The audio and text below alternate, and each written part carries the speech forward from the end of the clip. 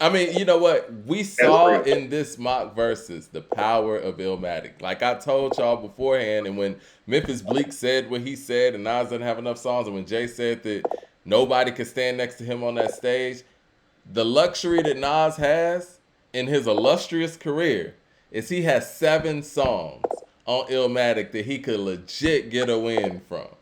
And that's Legit. just 1 year of his career. And we get Mike, and we didn't play represent because we were being nice. If you want to talk about We us were being nice, being nice. We should have played Represent instead of Blaze of 50. right, Now let's right. get to that because that was one of the Mike, criticisms of I him. was making a conscious effort not to play the all-time greatest songs off Illmatic. Not every single one, and Represent was the one we kind of like just held off. We could have played Represent. Do you mind if you and I sit here and score this with the people? Because I know, like I said, we weren't able to get everybody involved like we wanted to because it was, it was a lot of dialogue. And we had a good time No, doing it. that's And I'm cool. It's glad y'all healthy. It's enjoyed it. good. So, you don't have the list in front of you, do you? Nah, Go. You got your phone? Nah, I yeah. could just text it to you. It'll be easier that way. Hold on. Nah, I'll just text it to you because I know. I saw you posted it on Facebook. yeah, I posted it, but I'll just send you the actual image. You ain't got to go through all that.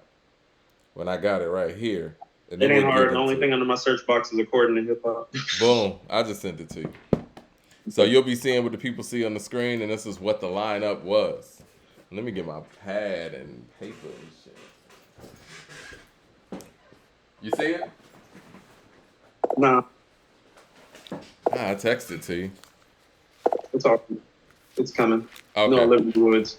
All right. Well, first round. You got it. Yeah, there it is. Told you, live in the woods. Okay. Cool. All right. So first round, we did "If I Ruled the World" and "Heart of the City."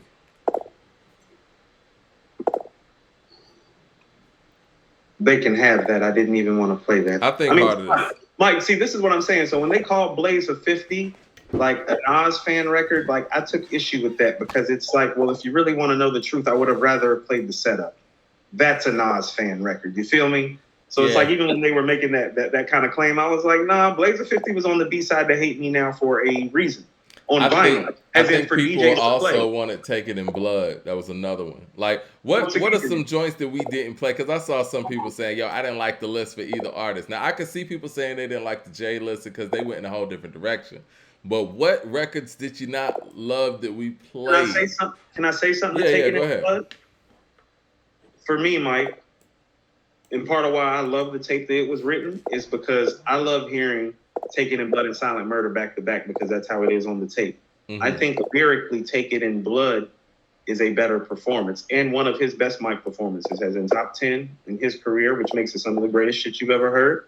But the beat, The Silent Murder, is superior to me. And so that's one of those things where it's like, well, I'd rather hear Silent Murder live than Take It in Blood live because the thing about Take It in Blood is most definitely Nas's verbiage and flippage of words with such ease, which is beautiful, but there's so much Nas stuff like that to choose from, Mike, because almost all of Nas's beautiful stuff is like that. That's just one of those beautiful moments. The beat, like imagine that beat live, Mike. The beat like that live is just, that's what I was trying to think of. That's why something like Blazing the 50 came into play. You know how I feel about the setup.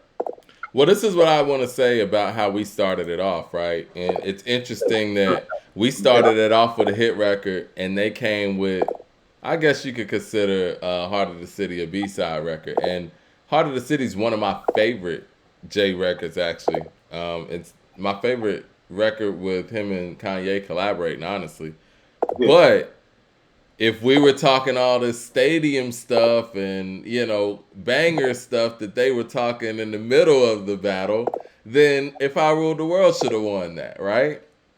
They did switch up their steez a little bit in terms of, you That's know why I what, like the what fact they that we did? started off with this because we set the tone. Like, okay, what are we doing? Right. So we gave them the option to kind of show what they were doing. Yeah, Right. and so we gave the record that was a street record that is not getting played by DJs like that. We gave that one the win. Right. So So I want to hear that coming down the line, but we let it go. Right. No, because we're going to go to track 9 because it's Blaze of 50 versus It's All Right, where they brought up the whole B-side shit. Yeah. Right. But we gave a B-side record the win because we knew that the B-side song, It's although the better a B-side, song. as opposed to a hit, is better. And so when people are saying we're being nice, no, we're being objective about it. It's like, is If I Ruled the World Nas's biggest single? Yes. Is it better than Heart of the City as a song? No. Mm-mm. It's not. And I'm not even going to say it is because it was a bigger hit. No, it It's means got nothing to me. Lauryn Hill on it. You know, No. like, it's not.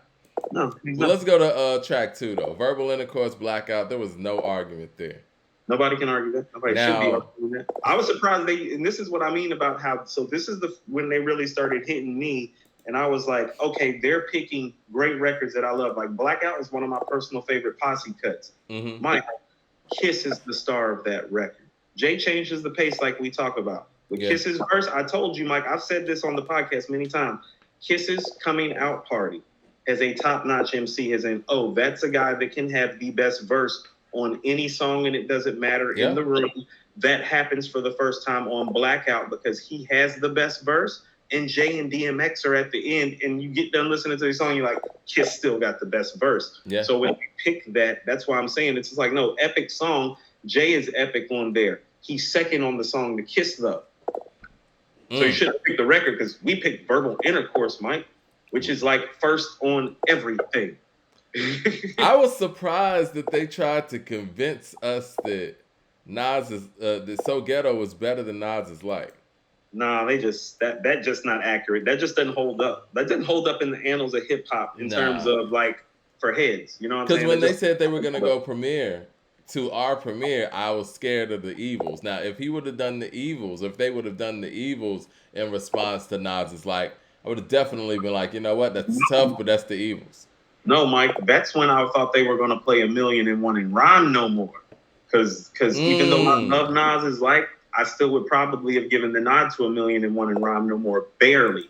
I agree with you. No, I like 1,000,001 more than I like Nas is Like. I might have argued for a draw, but I would probably still give that to 1,000,001. So when they went So Ghetto, I was like, so we'll take that. Yeah, we'll take So Ghetto. I mean, So Ghetto's not whack, but it's like on a premiere scale. When we talk about the greatness of Premier and him working with the elites, it's a 7. So can I tell you something that they did, and I can tell that they're heads? They picked too much peak media J stuff and not enough head J stuff, as in there should have been more 96, 97 on their list, as in 1-900 Hustler should have made the list. Dear Summer shouldn't have made the list. Those are great records, but if you want to beat Nas, like what they did at the end, Mike, like 17 to 20, that was what they should have done the whole time. 17 to 20 is what they should have done the whole time. They were saving heat. I think the 4th round was very interesting. I think the One Love and Streets is Watching. It's very interesting. Listen, I'm going to say this. Me personally, I don't know, man. It's tough. Me personally, I might lean towards Streets is Watching, but One Love's the better song. It is. And that's just like, if we're talking about, like, we're picking the greatest hip-hop songs of all time, and one of these two has to go in there, One Love's getting in there before. Right. So that's the thing about Illmatic, Mike, that I keep telling people. It's like, well, this isn't just, it's the greatest rap album of all time because how classic the songs are individually and how beautiful they sound together still. But all of these songs are all-time great rap songs, with the exception of probably One Time for Your Mind. The rest of these songs are 10s. Yeah. Out of 10. Yeah. Okay. Then we went One Mic, and they went What We Do Is Wrong. Now, What We Do Is Wrong is the better record. It is. But that's what I'm saying. They went Peak J. You went Peak J on a record that I thought he had the weakest verse on. Like, I thought Freeway and Beans are better on the record. I think Jay's better than Beans on there, not by a whole lot, but Freeway spit his whole life on there, man. We got to raise our kids while we live and make $1 million off of records, but my niggas out of prison. Come on, man. He got torched on there. Boys in the squad. Nigga talk reckless, then I hit him with the smithing. But I never snitch and I'm a rider. If my kid's hungry, snatch the dishes from your kitchen. I be wilding until they pick me out of lineup. We we get what is that? Chop downs up, rap about it. Wild Nine out, fuck stuff. niggas up, rap about it. We not trying to visit the more freeways. We right to the Lord. So Till I like, get my shit together, clean up my sins freeway, got it in like 10 in the morning. And I can get it to you like 10 while you're yawning, man. Yeah, man. Still deliver the order, man. I ain't talking about chicken and gravy, man. I'm talking about bricks and yails. Yeah, he killed that shit. He has the best verse on that song. That's not even debatable. best verse of his career. Oh yeah. Oh yeah. That 900 Hustler, Mike. That's what I'm saying. Like, Yeah. so they pick two songs that are Freeway's highlight moments of his career in a Jay verses. That's what I mean. It's like, no, the record's dope. What you doing with the record, though? You know what I'm saying? All right, and this was a controversial round. Silent Murder and Dear Summer. Not controversial to me. Lost tapes, Mike. Lost tapes. Like, I firmly believe to this day that the Lost tapes started with this record not making it on It Was Written. This is where, like, the legend You're right. of, like, right, because it's the allure of not having a great Nas record on an actual album. It's like, okay, there's more of these. Right. It starts with this song. This is the song, Mike, that made everybody feel that way, where it's like, Nas got some unreleased stuff. It's like, does it sound like Silent Murder? Because, oh my God, if it does. Right. Yeah. I mean, it is for me. You know, me personally. Like, I had the same story as Sincere from Rap Radar. I'm not Radar. Rap Roundtable. I missed out on the actual tape because I bought the CD and I'm sitting here looking for this wonderful song I heard, Silent Murder, and it's like, I don't have it. It made me dislike It Was Written for a minute, but you know, whatever. At least the CD. Mike, he brings you, and this is what I mean, and this is why I love the record, Mike. The most beautiful thing about the record, and he's spitting crazy on there, Mike, the beginning, he brings you into exactly what he's about to break down on the first two bars. It's sort of like the conclusion of Color Purple. Niggas is losing. Confusion. The one time on Pursue Movement. Rapping niggas up in this movement. Mike, you know how happy I was when they actually released. Better, Mike. Those first two bars are better than everything on Dear Summer. It's sort of like the conclusion to Color of Purple. Niggas is losing. We didn't get Silent Murder on streaming platforms until last year. And you know how ecstatic I was when I knew that was coming, first of all. I would go out my way, like I do on like some underground gritty shit. I would go out my way to find Silent Murder on YouTube, SoundCloud, because I had to play it.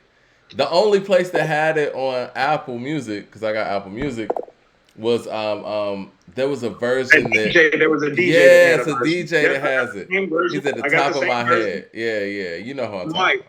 And Mike, remember when I texted you? It's like, man, I've been listening to the DJ version so long, I forget the end where he brings up the whole Cain and Abel. That shit is crazy. Drove him to murder. Like, so it's some spiritual stuff going on that he's contextualizing some scripture from the book of Genesis to explain some rhymes that he just broke down about what's happening in the streets of Queensbridge. Like J. Period. Want to get our stuff right. J. Period. Yeah. Okay. Silent Murder wins that, man. I mean, again, I don't want to be like I'm not being objective, but Silent Murder is just the reason Lost Tapes exist, man. Because I feel like they could have hit us with a haymaker, and I don't think Dear Summer is that. And I like Dear Summer. I like it too, Mike. Yeah, but it's not winning that. Memory Lane and 1,000,001. I hated to lose Memory Lane like that, but that could be. Listen, I would draw that actually, Mike. Huh? I would draw that even. I was just about to say that. That was one of those things where it's like I didn't want to argue too heavy about it because we hadn't planned on playing Memory Lane. Yeah. And I think we both think that 1,000,001 Questions Rhyme No More is the top 5 10ish J record, correct? Yeah. Yeah.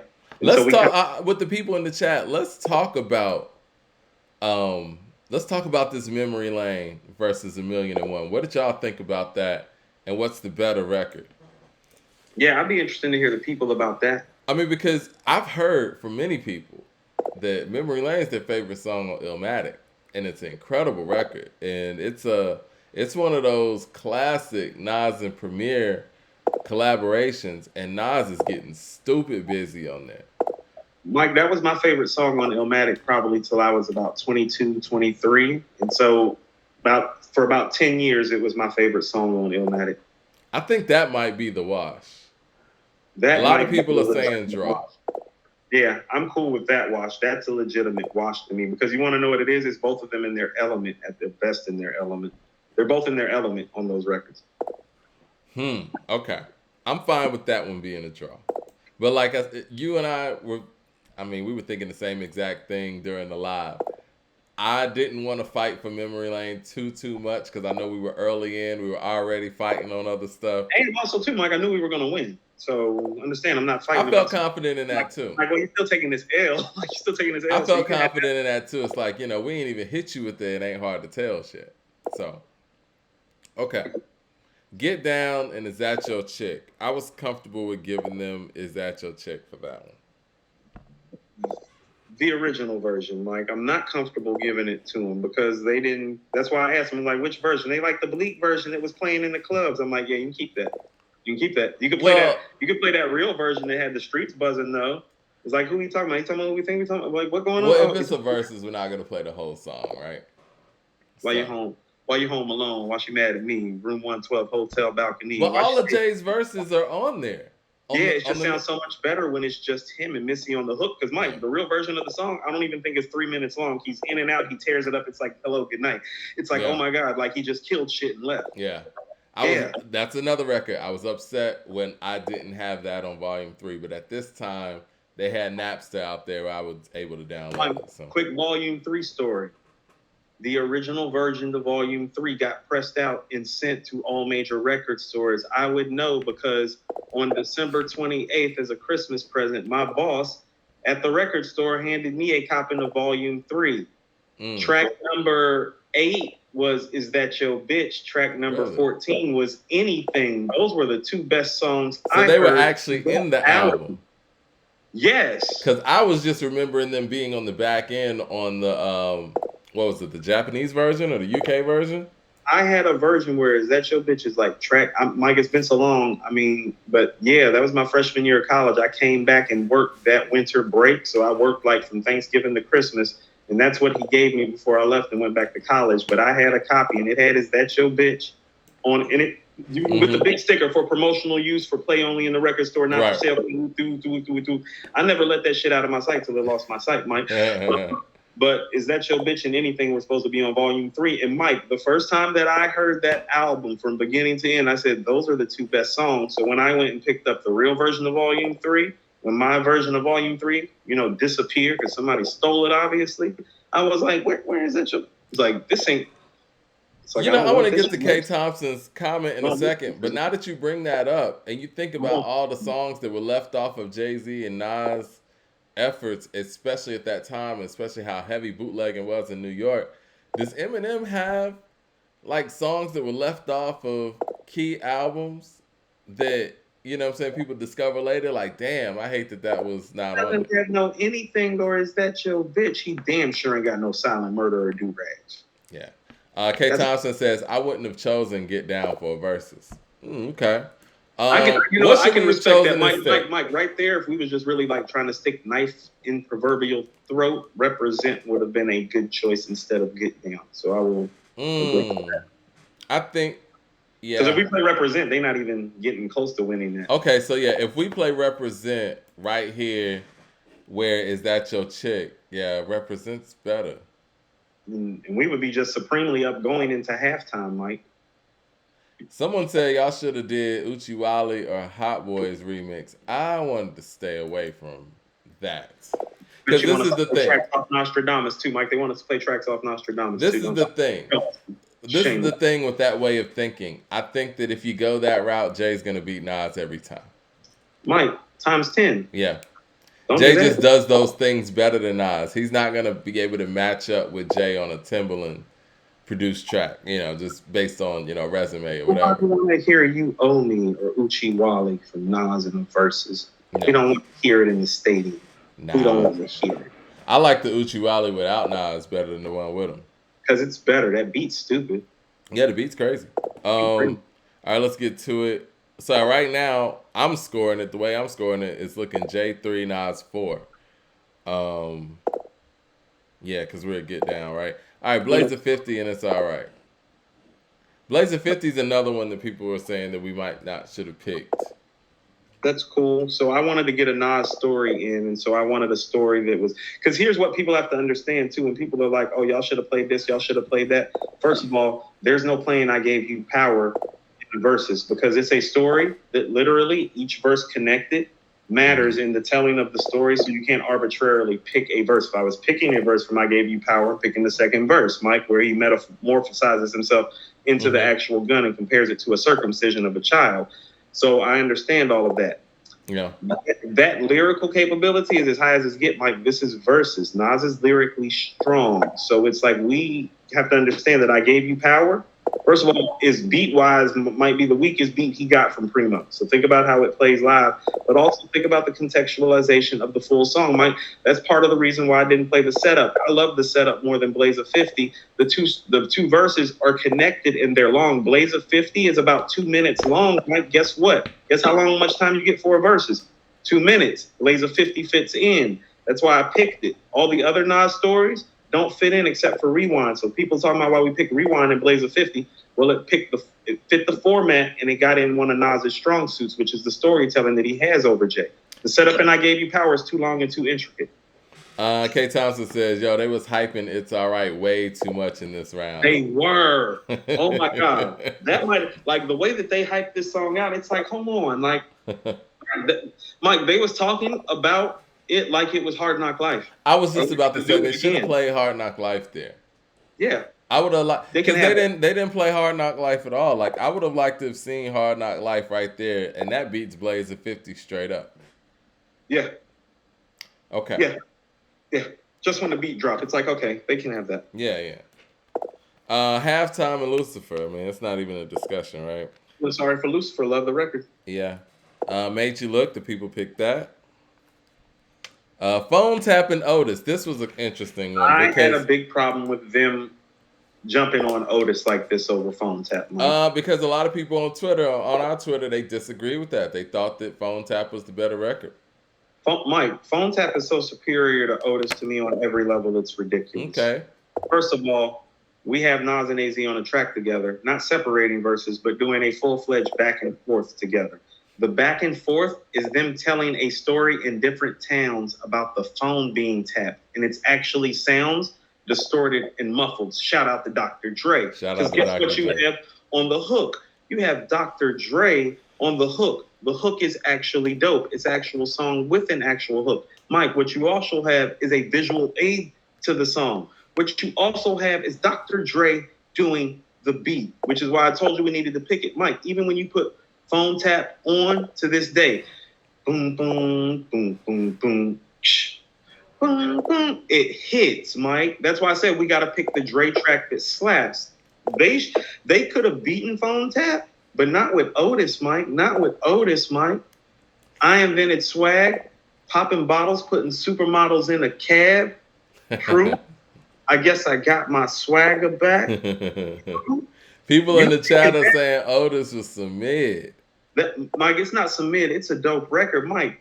Phone Tap is a borderline, like, big moment, Mike. It's a moment. It's a borderline big moment, Mike, because, and that's what I was telling them. It's like too many people talk about the inconsistency of the Firm album. And that ain't one of them. That is not one of them. This is the 10. This is like the reason that we're mad at the Firm album is because of how great this record sounds. It's like, oh, so you're capable of doing this, but you didn't.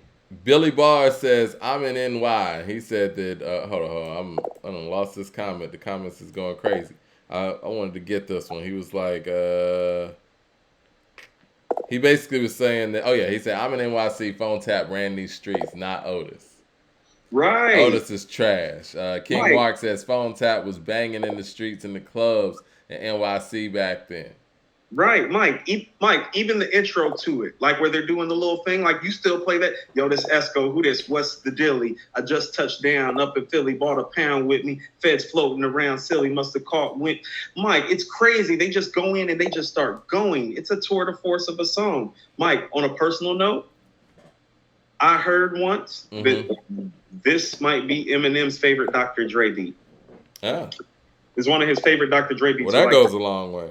well, I think before he got signed, Yeah. he said that this was his favorite Dre beat to rhyme over. I mean, to keep it real, man, you remember back when, again, I'm bringing up Napster a lot in this episode, Wow. where we used to actually download instrumentals and rhyme on them. Phone Tap was one of those records. Like, it was one of those, it was a common thing for people to rhyme over Phone Tap. Like, you're looking for Phone Tap, you're looking for incarcerated Scarfaces, you're Right. So looking Mike, for shook ones. You know what I mean?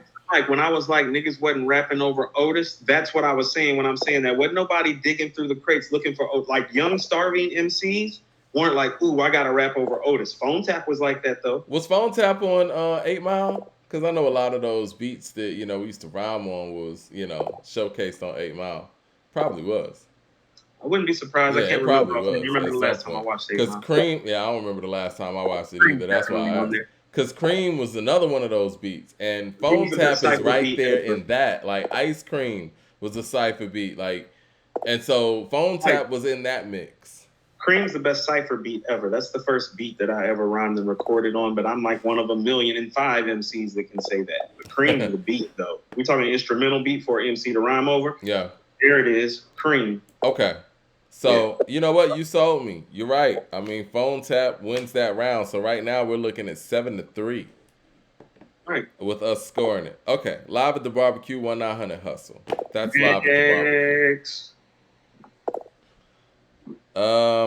Life's a Bitch, Brooklyn's Finest. People pick Life's a Bitch. Yeah. It ain't hard to tell. PSA, the people picked It Ain't Hard to Tell. So right now in round 15, it's looking like 10-4 With a wash. with a wash. Yeah. And Mike, and here's the thing now, track 16, I thought was their worst pick. That had no business on the list. Track 16, Eye for an Eye, Ignorant Shit. Yeah, that was interesting. And I like Ignorant Shit. I thought that was the only poor pick that they made. Like, all of these other things, I could kind of see what they was trying to do.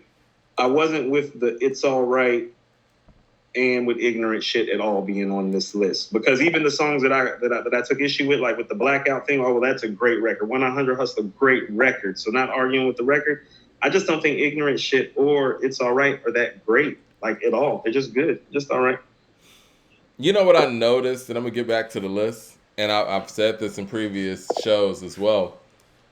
We look at how collaborative heavy the J is, and I was looking to see, you know, from their list, how collaborative heavy this list was going to be, because I think no matter what way you slice it, it's just indicative of some of his strongest moments, and his versatility is, a lot of it's his skill set. Obviously, we talked about that, but a lot of his ability, his versatility when it comes to his catalog as a whole, comes from the fact that he's so collaborative heavy. Yes. And his range is kind of defined by how collaborative heavy he is. Like, let's look at this. Like, you got, okay, Heart of the City is a J record. Blackout is DMX's record. What We Do is Freeway's record. Dear Summer's on Memphis's album. Is That Your Chick is on Memphis's album. Mm-hmm. It's All Right features Memphis. Yep. 100 Hustler, Otis. Listen, Lucifer's his record, but I mean, Kanye gave him the bars. I don't care what anybody says. Whatever. Otis is him and Kanye. You know what I'm saying? 1900 Hustle. Memphis and Freeway are on there. Freeway stole the show on there. Brooklyn's Finest. Him and Biggie. PSA, that's his record. Ignorant Shit, I mean, Beanie Siegel's on there. The Evils, that's his record. Imaginary Players, his record. Their President's his record. And these are his strongest records. Mike, that's what I've always said about me him. too. Where I'm From is his record. What more can I say is his record? They closed it out with the strong row of his records. Because his strongest records belong to just him. That's why it's like, how about this, Mike?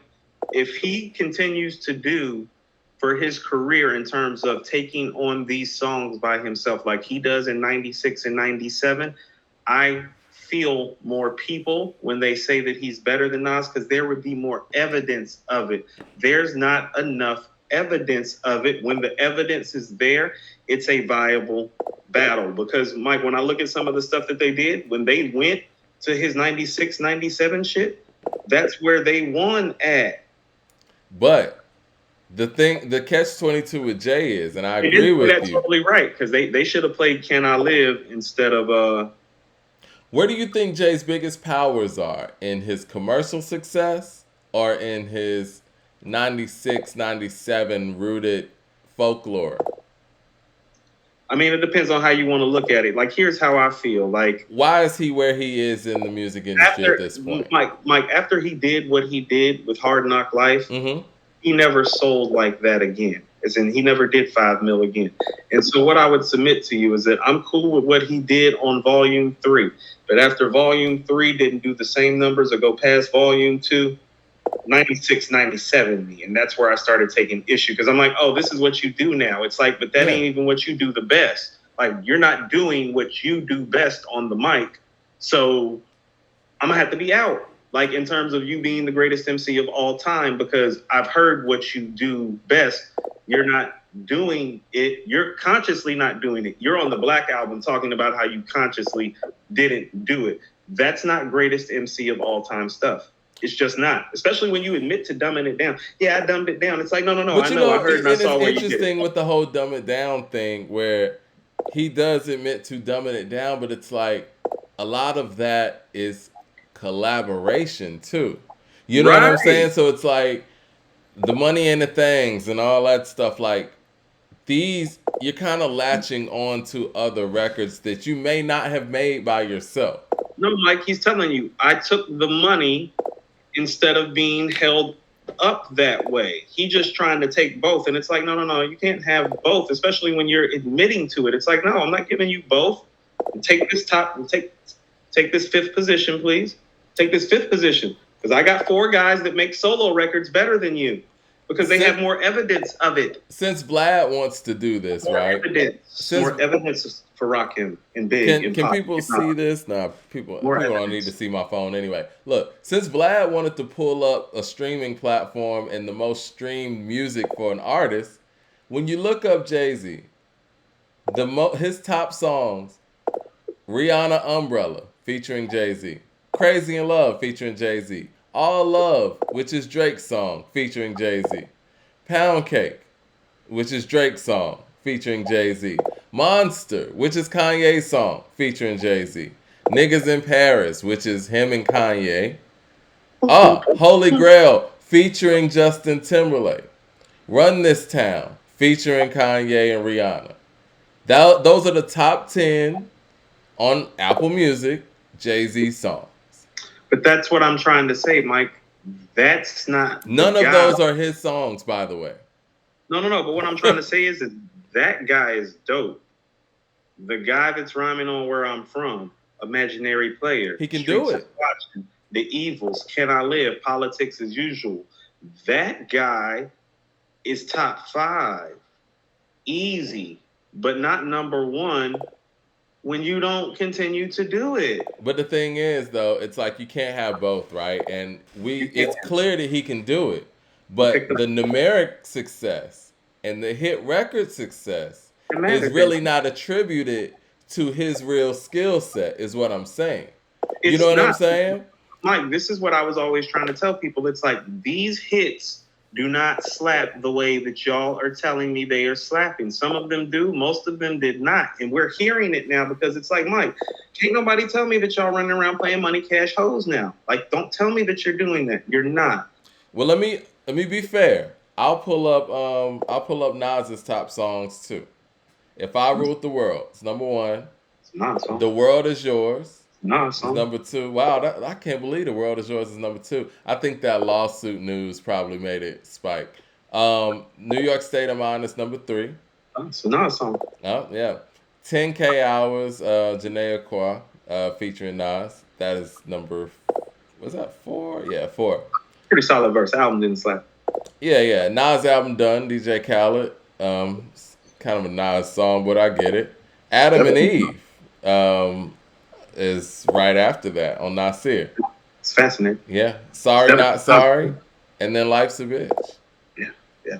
So all of those songs are Nas songs except for For the one. most part, except for the Janae and Fa. But and some would say that So I guess that Mike, do they're you not see as how? big as the J records, but again, these are collaborations.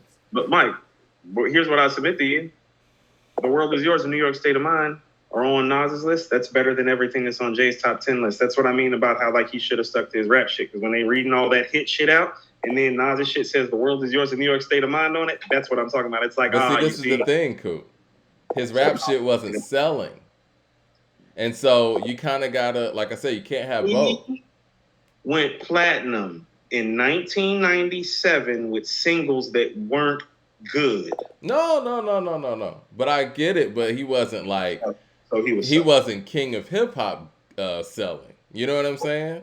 Well, let's address that. Mm-hmm. There are these three guys that existed when he came into the game: Of course. Nas, Big, and Pac. That's why he wasn't running shit. Not about the music. He just what? Listen, Mike, I agree with you. If he was that, he would have immediately came in and been that with those guys. He was not that until two of those three guys were gone, and the other guy was making bad music. I agree with what you're saying. And this is what I will say as a Jay-Z fan and as a hip hop fan. Clearly, Jay is super nice. Like, you listen to Reasonable Doubt, lyrically, he's somewhere else. Same thing with Volume 1, but you could see in Volume 1, he was trying to, he was putting his toe in the water to see, okay, how much of this crossover stuff can I get away with? He went all the way in Volume 2. And like you said, he never came back. He gave us a glimpse with the blueprint, but even the blueprint has moments like "Jigga Jigga That Nigga Jigga," and let's just be real. I think that as a hustler and as a executive and as an artist, he probably was like, "It's time for me to give them a blueprint, and I don't have to worry about hits." I think that's a big part of why Eminem's actually on the blueprint, so that he could use Eminem's fame to actually get some numbers behind that album. But let me do me on this one. I'm not going to give you a Give It To Me on this album. I'm not going to give you an R. Kelly collaboration of, Not Guilty on this album. And then when it came to the Blueprint 2, let me go back to that because I need some hits again. First single is going to be with Beyonce. You know what I'm saying? Second single, we got Pharrell doing Excuse Me Miss. And he, like you said, never kind of came back from that. But artistically, we know he's there. But when he goes in that mode, similar to what he did in American Gangster, he's not going to have any hits. He needs help for the hits. Well, no, see, here's what I'm saying. So how about this, Mike? You want to know why I love the Black Album? Because when I look at the Black Album, it's like, man, I was cool with you doing just this for the prior 7 years if we're just really telling the truth. Because the Black That's a lot Album of is beautiful. collaboration, too.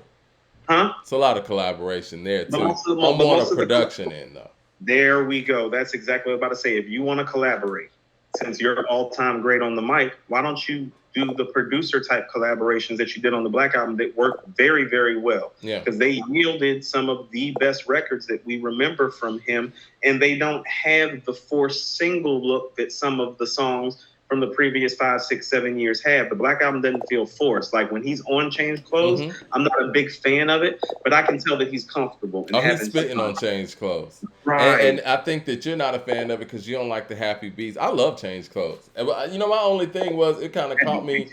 It kind of caught me off guard. This is like when I first started working in radio, I think, and it was buzz around that this was gonna be Jay-Z's last album. So I'm expecting basically what more can I say was as the first single, and then it's something like Change Clothes. Like we're talking about a fashion, so I'm like, okay, I like it. It's coming out in the fall in New York, fashion, whatever. I thought it was cool. It was just an unexpected single, but yeah, he's spitting on there.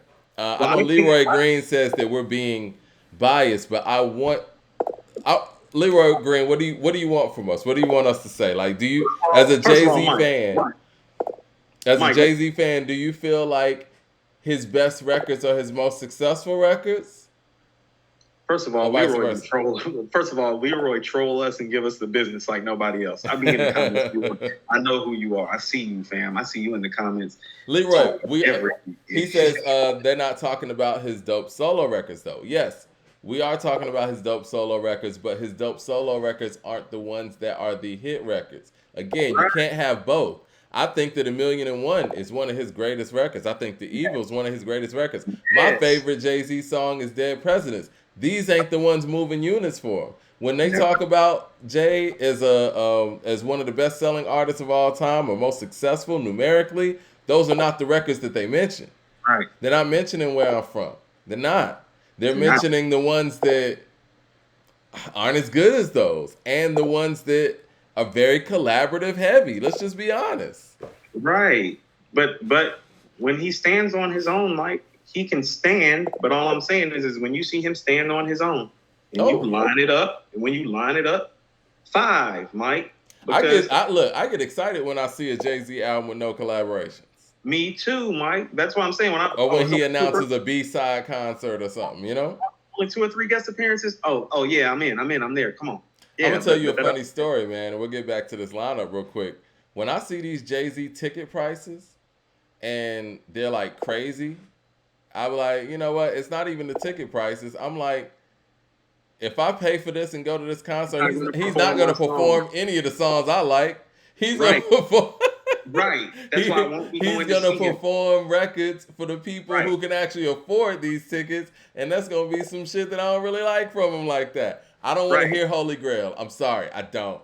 I don't want to go to a concert. I want to hear Drunken Love. I don't. I don't want to. No, but so here's the thing about it. That's what I'm saying, Mike. So when people talk about how great that he is, it's like, well, if y'all are talking about Imaginary Player and Streets is Watching and Can I Live in the Evils, then yes, that shit that y'all be talking about, that he gets held up so high for, I'd be like, no. I was like, not that.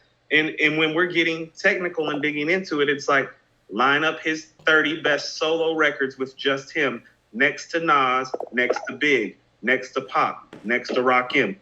You're going to be surprised. And then you're going to see why I got him at 5. Well, Leroy was like, what did he say? Yeah, he is a lyricist, of course. No, he said something I wanted to respond to. He was like, but he still sells. But how much did American Gangster sell like that? You know what I mean? And I love that record.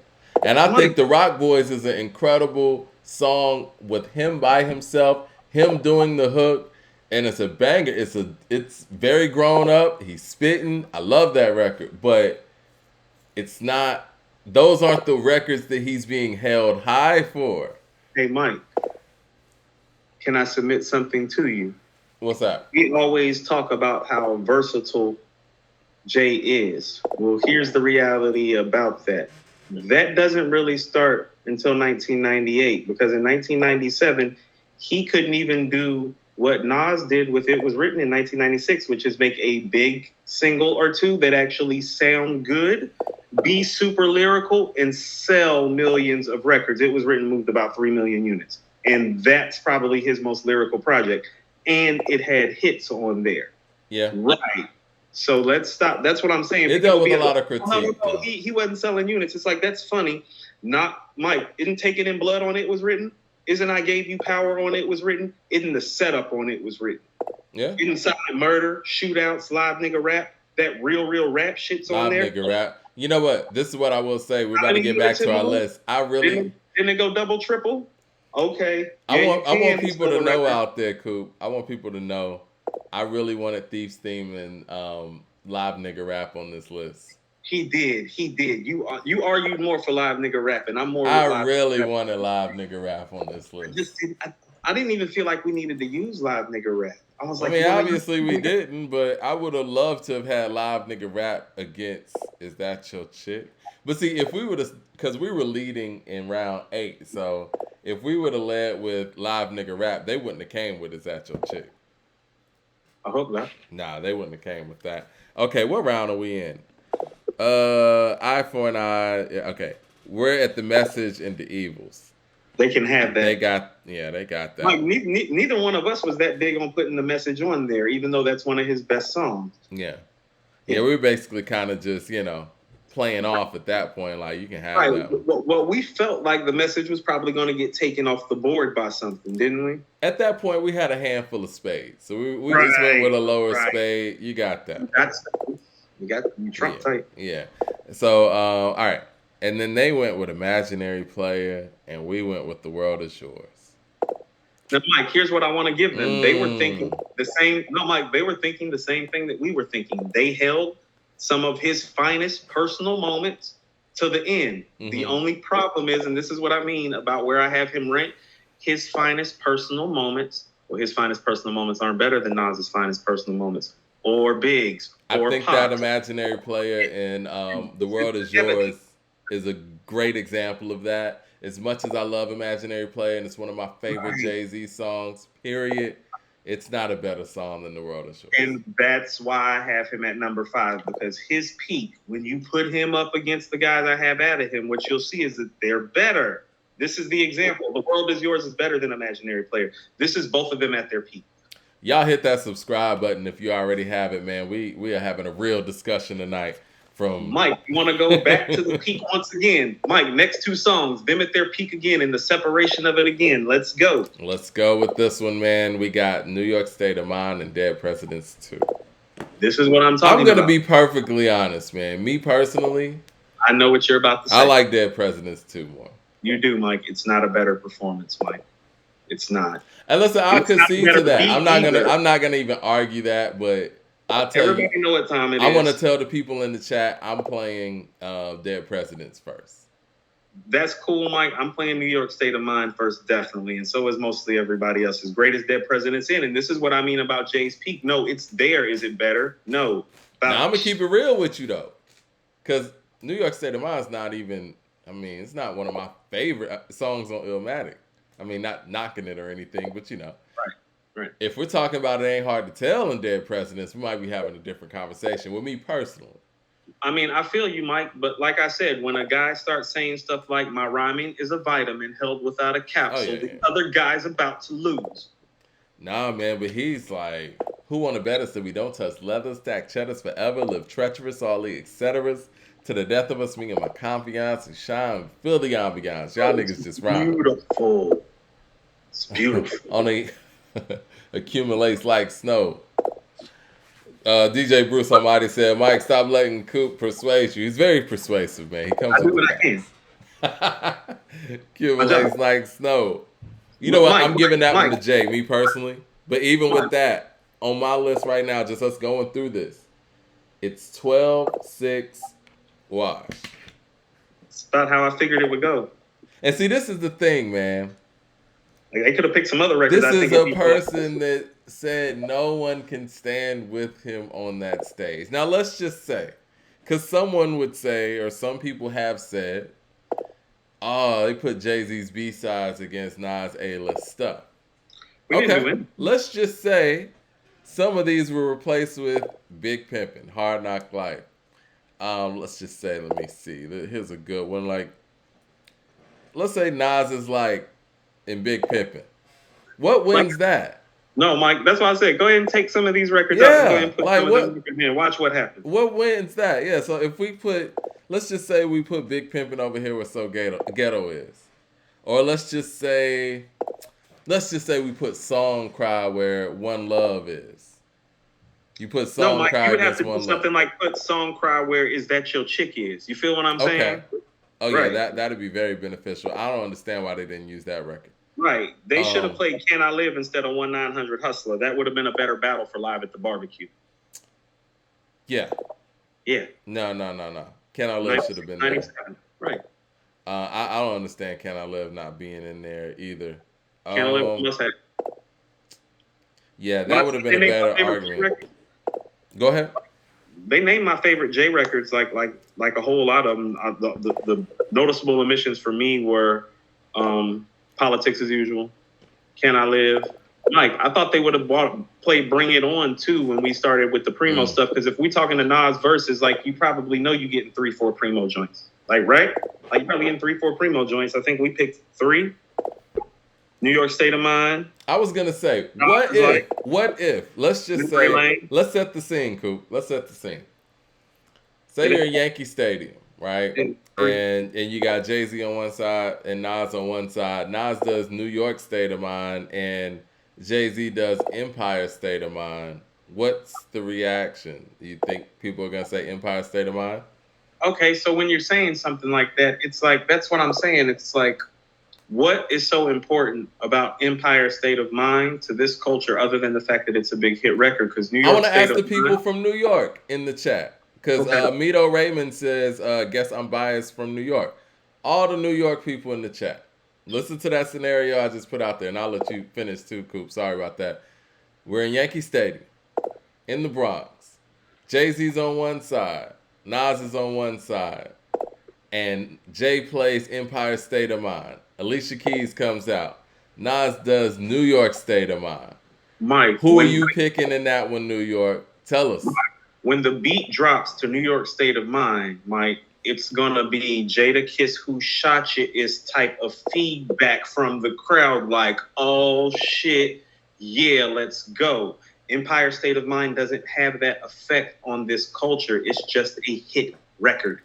SG says Empire State of Mind is not written for New Yorkers. As a person from Atlanta, Georgia, who has these conversations with people from out of town all the time, I feel what you mean. It's hard to actually explain what you mean like that, but I get it, bro. I don't want to, name specific artists, but there's certain artists that actually speak to your city, and certain artists who just represent your city for everybody else. Right. So I get that. No, that's what I'm saying. So, Mike, the effect. So here's the effect. Hip hop heads, Mike. Where does the loop from New York State of Mind come from? Comes from Mahogany off Rakim's third album. Yeah. It's the effect. What was Nas called when he came out? The next Rakim. Do you want to know why most people said that, Mike? It's because the first time that you heard Nas on Illmatic, the Rakim line is being flipped and made into a whole record. And he is executing it at the same extremely high level that very few people have ever been that Rakim is. That's different than Alicia Keys singing the hook to a record. It is. People are saying, I'm looking at the chat right now. People are saying that's a pop record. New York State of Mind is from Yonkers guy. Yeah. You can't play those records against Nas because of how big Nas records make people feel. I'm not talking about the hit of it. I'm talking about the actual hip hop feel of it, where people go like, oh my God, that's my shit. I remember where I was the first time the beat dropped. Almost every record on Illmatic has that effect. It Ain't Hard to Tell, Life's a Bitch, The World Is Yours, New York State of Mind. All those records, when they come on, it's like, oh yeah, I remember where I was. Spencer Overton says that's a tourist song. It's funny you say that because, again, I feel the same way, respectfully, about Welcome to Atlanta.